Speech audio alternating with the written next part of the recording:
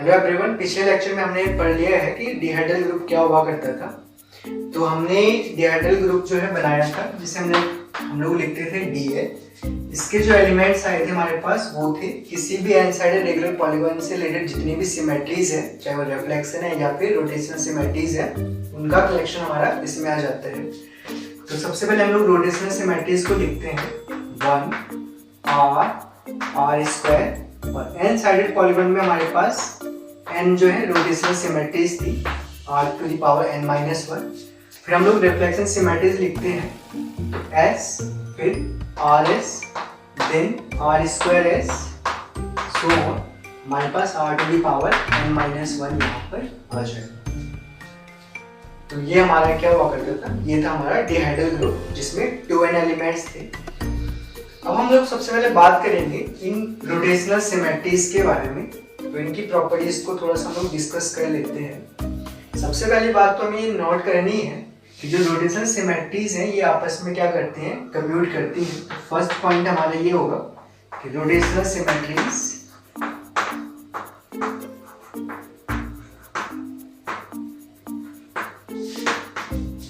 Commutes विधि।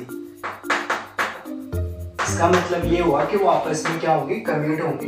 तो simple सा आप ऐसा प्रूफ कर सकते हैं। सपोज हमारे पास दो रोटेशनल सिमेट्रीज हैं r⁻i एंड r⁻j, हम इन दोनों को कंपोज करवा रहे हैं। तो ये हो जाएगा r⁻i + j and ij are integer, where these ij are integer from 0 and up to n-1। तो इंटीजर है तो इंटीजर का जो सम होगा वो क्या होगा, कॉम्पिटेटिव होगा। ये हो जाएगा r⁻j + i। तो इसे हम दोबारा लिखेंगे r⁻j कंपोजिशन विद r⁻। तो इस तरीके से आप देख सकते हैं कि जो रोटेशनल सिमेट्रीज हैं they are commuting to each other. तो आपस में जो है रोटेशनल सिमेट्रीज कम्यूट करती हैं। दूसरा हमें ये ध्यान देना है कि जो रोटेशनल सिमेट्री हमारा r है, इसका ऑर्डर कितना होगा, n हो जाएगा। तो ऑर्डर ऑफ रोटेशनल सिमेट्री,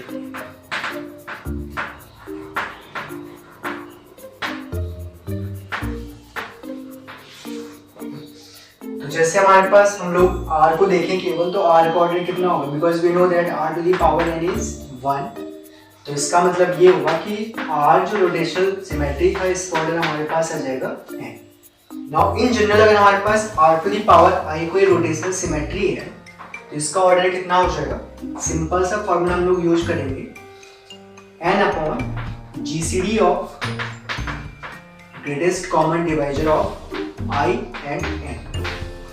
तो n को हम डिवाइड कर देंगे GCD ऑफ i n, जिससे आप लोग HCF भी कहते हैं।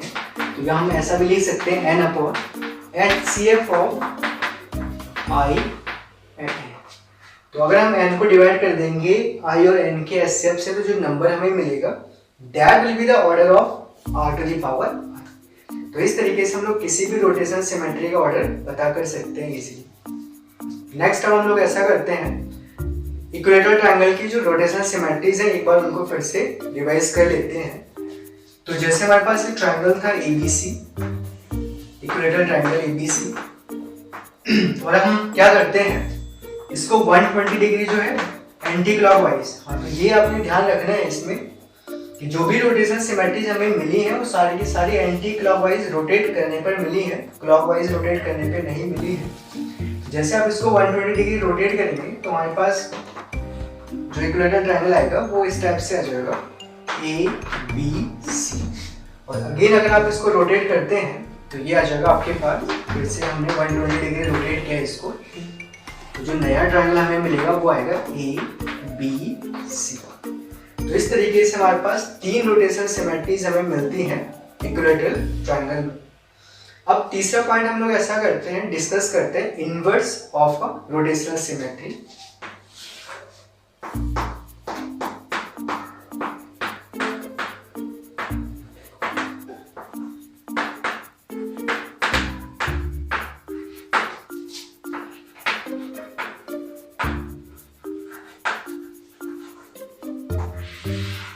सो रोटेशनल सिमेट्री का इनवर्स कैसे डिफाइन करेंगे? Suppose r to the power i is a rotational symmetry, तो जो इसका इनवर्स होगा वो होगा r to the power minus i। लेकिन हम इसको फाइंड आउट कैसे करेंगे? तो सिंपली जो यहाँ पे इंटीजर है हमारे पास, या हम लोग ऐसा लिख सकते हैं कि अगर r to the power i का जो इनवर्स है वो हम लोग सपोज करें कि r की पावर j है, तो j will be equals to n minus i। ये चीज आपने नोट करनी है कि whatever you are taking the power of r means r to the power i, जो इसका इनवर्स होगा वो r to the power n minus j हो जाएगा। तो हम लोग ऐसा लिखेंगे r to the power i का जो इनवर्स होगा वो r to the power n minus i हो जाएगा। तो ये चीजें आपने रोटेशनल सिमेट्री के बारे में याद रखनी है। नेक्स्ट हम लोग डिस्कस करेंगे रिफ्लेक्शन सिमेट्रीज के बारे में। तो जो रिफ्लेक्शन सिमेट्रीज होते हैं इनका ऑर्डर जो है वो 2 होता है। तो सबसे पहले हमारे पास आता है ऑर्डर ऑफ रिफ्लेक्शन सिमेट्रीज।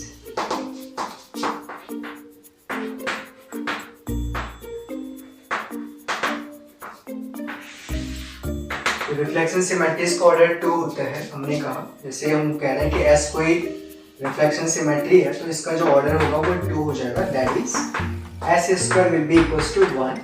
या हम लोग कह सकते हैं कि S का जो इनवर्स होगा वो S खुद होगा। इट मीन जो रिफ्लेक्शन सिमेट्रीज है दे आर सेल्फ इन्वर्टिबल। तो जैसे हम लोग एक एग्जांपल से इसको देखते हैं, हमने कहा ट्रायंगल को हम लेते हैं, इक्विलेटरल ट्रायंगल हमारे पास हुआ करता था ABC।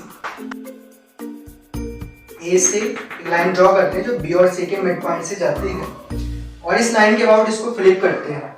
तो जैसे हमने इसको फ्लिप किया, हमारे पास जो ट्रायंगल हमें मिला वो मिला ACB, राइट। अगेन जिसे हम लोग S कह लेते हैं, suppose this is the first reflection symmetry. Again हम ऐसा करते हैं, इसको दोबारा जो है इसी लाइन के अबाउट रिफ्लेक्ट करते हैं। आप देखोगे वापस हमें वही ट्रायंगल मिल जाएगा जो हमारा ओरिजिनल ट्रायंगल था। तो S स्क्वायर जो है फिर से उस ओरिजिनल ट्रायंगल के इक्वल आ गया, मींस जो हमारे 1 था उसी के इक्वल S स्क्वायर की वैल्यू भी आ गई। इट मींस ये हुआ कि जो रिफ्लेक्शन सिमेट्री है उसका ऑर्डर कितना होता है? 2 होता है। सेकेंड अब हमारे पास आता है कि जो रिफ्लेक्शन सिमेट्रीज है ना तो ये आपस में कम्यूट करती हैं और ना ही ये रोटेशनल सिमेट्रीज के साथ कम्यूट करती हैं। तो सेकेंड इज रिफ्लेक्शन सिमेट्रीज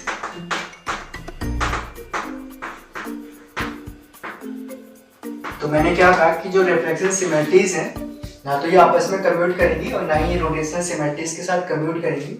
तो reflection symmetries do not commute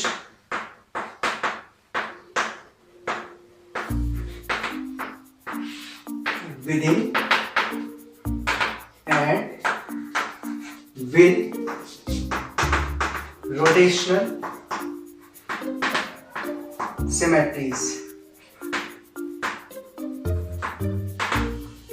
तो ये कम्यूट नहीं करती है। इसका मतलब ये हुआ कि जो ये डिहाइड्रल ग्रुप है ये कॉम्पिटिटिव ग्रुप नहीं है, means dihedral groups are not abelian group. ये बात भी हमें याद रखनी है। बट इसमें एक इंपॉर्टेंट फॉर्मूला है जो आप सभी को याद रखना है क्योंकि ये कॉम्पिटिशन में आपके काम आएगा। RS is always given as SR inverse, या आप लोग ऐसा भी लिख सकते हैं, अगर आप इसके राइट में S से कंपोज करवाएं तो ये हो जाएगा RS square equals to SR inverse S। और फिर आप ऐसा कीजिए, लेफ्ट से भी S की कंपोजिशन करवा लीजिए, SR S square equals to S square R inverse S। But हमारे पास जो रिफ्लेक्शन सिमेट्रीज थी उनका ऑर्डर 2 था, तो S स्क्वायर 1 के इक्वल हो जाएगा। तो कुल मिला के यहाँ पे आ जाएगा SR equals to R inverse S। या इसको हम लोग जनरलाइज भी कर सकते हैं, और ये एक थ्योरम भी है जिसका प्रूफ आपको बुक में मिल जाएगा, बहुत आसान सा प्रूफ है। तो using the concept of principle of mathematical induction हम इसको जनरलाइज वे में लिखेंगे तो ये होता है S R to the power K equals to R to the power minus K S। तो मोस्ट जनरल फॉर्म इसकी ये होती है, स्टॉल इसको लिख रहा हूँ। तो ये वाला पार्ट आपने याद रखना है कि S R to the power K equals to R to the power minus K S। ये आपका ये फॉर्मूला जो है काफी क्वेश्चन में आपको हेल्प करेगा उनको सॉल्व करने में। चलिए तो अब हम लोग डिस्कस करते हैं centre of dihedral group, centre of DN. तो होप सो आपको सेंटर ऑफ अ ग्रुप पता होगा। सेंटर ऑफ अ ग्रुप में वो एलिमेंट्स आते हैं ग्रुप के जो ग्रुप के बाकी एलिमेंट्स के साथ कम्यूट करते हैं। ये बेसिक डेफिनेशन हुआ करती है सेंटर ऑफ अ ग्रुप। तो इसका मतलब डीएन में हमें उन एलिमेंट्स का कलेक्शन बनाना है जो डीएन के बाकी एलिमेंट्स के साथ क्या करें, कम्यूट करें। और चूंकि हमने पढ़ लिया है कि जो रोटेशनल सिमेट्रीज होती है हमारी केवल वही आपस में कम्यूट करती हैं और जो रिफ्लेक्शन सिमेट्रीज है वो तो कम्यूट करती नहीं है आपस में। तो इसका मतलब ये हुआ कि रिफ्लेक्शन सिमेट्रीज तो कभी भी जो है सेंटर में फॉल नहीं हो सकती हैं। तो हम इसको प्रूव भी कर सकते हैं। केस फर्स्ट हम ये कंसिडर करते हैं, हम ये देखते हैं कि रिफ्लेक्शन सिमेट्री जो है सेंटर में, सेंटर ऑफ डिहाइड्रल ग्रुप में आ रही है कि नहीं आ रही है। तो सपोज हमारे पास r to the power i s एक रिफ्लेक्शन सिमेट्री हम लोग ले रहे हैं।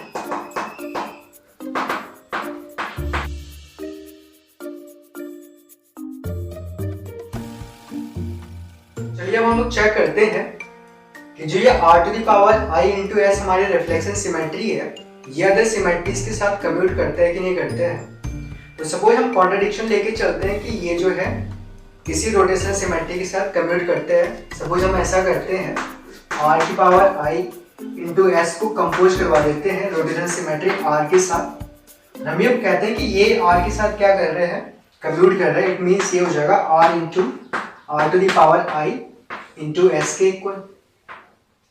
अब हम लोग क्या करेंगे, r to the power i associative property use करेंगे। ये हो जाएगा r to the power i plus 1 into s right hand side में। नाउ वी नो दैट ये जो SR है ये इक्वल हो जाएगा R इनवर्स S की। तो यहां से हमारे पास आ जाएगा r to the power i minus 1 into s equals to r to the power i plus 1 into s। Now by right cancellation ये आ जाएगा हमारे पास r to the power i minus 1 equals to r to the power i plus 1 which implies r to the power 2 equals to 1। इसका सीधा सीधा meaning ये हुआ कि order of r is equals to 2 which is not possible, क्योंकि जो rotational symmetries आ रही हैं वो n साइडेड पॉलीगन से आ रही हैं और n साइडेड पॉलीगन के लिए नंबर ऑफ लीस्ट वैल्यू जो होती है वो n की वैल्यू 3 होती है। इसका ये मतलब हुआ कि ऑर्डर ऑफ r 2 नहीं हो सकता है, इट इज नॉट पॉसिबल। तो जो हमने सपोज किया था कि जो ये रिफ्लेक्शन सिमेट्री थी r की पावर i इंटू s ये कम्यूट करती है बाकी सारे सिमेट्रीज के साथ, वो गलत था। तो रिफ्लेक्शन सिमेट्री कभी भी कम्यूट नहीं करेगी। तो इसका मतलब सेंटर ऑफ डिहाइड्रल ग्रुप में रिफ्लेक्शन सिमेट्रीज हमारी नहीं आ सकती हैं। नाउ सेकंड केस हम लेते हैं कि suppose centre of dihedral group में हमारे पास रोटेशनल सिमेट्री है। तो सेकंड केस हम कंसीडर करते हैं कि r to the power i जो है एक r to the power i जो हमारा एक क्या है रोटेशनल सिमेट्री है is in centre of dihedral group Dn। इसका मतलब ये हुआ कि r की पावर i जो है कम्यूट करेगा हर एक एलिमेंट के साथ। तो हम ऐसा करते हैं कि suppose r to the power i जो है रिफ्लेक्शन सिमेट्री s के साथ जो है कम्यूट कर रहे हैं। तो ये हो जाएगा s r to the power i।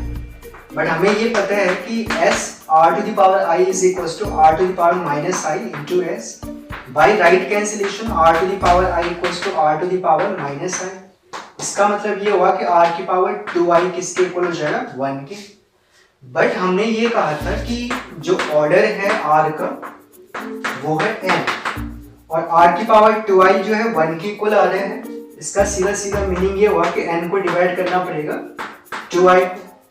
अब यहाँ पे हमारे पास दो केसेस फर्दर जो है पॉसिबल है। एक केस हम ये लेंगे यहाँ पर कि पहले हम कंसीडर करेंगे n इज ऑड। इसका मतलब ये हुआ कि जो हमारा n साइडेड रेगुलर पॉलीगन है उसमें नंबर ऑफ साइड्स ऑड है। तो इसका जब n हमारा 2i को डिवाइड कर रहे हैं तो इसका मतलब n को डिवाइड करना पड़ेगा i को, और ये तभी पॉसिबल है हमारे पास जब i खुद क्या हो जाएगा n के इक्वल। दैट इज हमारे पास r की पावर n जो है सेंटर ऑफ डिहाइड्रल ग्रुप में फॉल हो जाएगा, लेकिन ये तो 1 के इक्वल है। तो सेंटर ऑफ Dn में जो है हमारे पास एक एलिमेंट आएगा 1 तो ये हमारा ट्रिवियल सेंटर हो जाएगा डिहाइड्रल ग्रुप के लिए। तो हमें ध्यान रखना है इस चीज का कि अगर हमारे पास कोई भी एन साइडेड पॉलीगन है जिसमें और नंबर ऑफ साइड्स हैं, उसके सेंटर, उससे जो डिहाइड्रल ग्रुप बनेगा उसका सेंटर में केवल ट्रिवियल रोटेशनल सिमेट्री आती है 1। तो नेक्स्ट हम लोग केस नंबर 2 कंसिडर करेंगे। हम ये मान के चलते हैं कि जो है एन हमारा इवन है। इवन होने का मतलब ये है कि जो एन साइडेड पॉलीगन हम ले रहे हैं उसमें नंबर ऑफ साइड्स इवन है, और हम चूंकि कह रहे हैं कि भी एन जो है डिवाइड कर रहा है 2i को, इसका मतलब ये होगा कि n/2 विल डिवाइड i। लेकिन n/2 अगर i को डिवाइड कर रहा है तो इसका सीधा सीधा मीनिंग ये हुआ या तो i जो है 0 के इक्वल है या फिर i जो है खुद n/2 के इक्वल। इसका मतलब ये हुआ कि सेंटर ऑफ dn में हमारे पास 2 एलिमेंट चले गए। एक तो हमारा क्या चले जाएगा r की पावर 0 और एक होगा r की पावर n/2, या हम लिख सकते हैं 1 and r to the power n/2। तो ये कॉन्सेप्ट भी आपको मेमोराइज कर देना है कि जब हमारे पास एन साइडेड पॉलीगन में नंबर ऑफ साइड्स इवन होती हैं तो उससे जो उसकी सिमेट्री से जो हमारे डिहाइड्रल ग्रुप बनते हैं उसके सेंटर में 2 एलिमेंट होते हैं, एक 1 और दूसरा r की पावर n/2। तो होप सो आपको सेंटर ऑफ डिहाइड्रल ग्रुप पता लग गया होगा। नाउ नेक्स्ट लेक्चर में हम लोग कॉम्यूटेटर्स और कंजुगेसी क्लासेस के बारे में डिस्कस करेंगे, और प्रीवियस ईयर में जो क्वेश्चन पूछे गए हैं डिहाइड्रल ग्रुप से रिलेटेड आईआईटी जेईई में वो भी हम लोग डिस्कस करेंगे।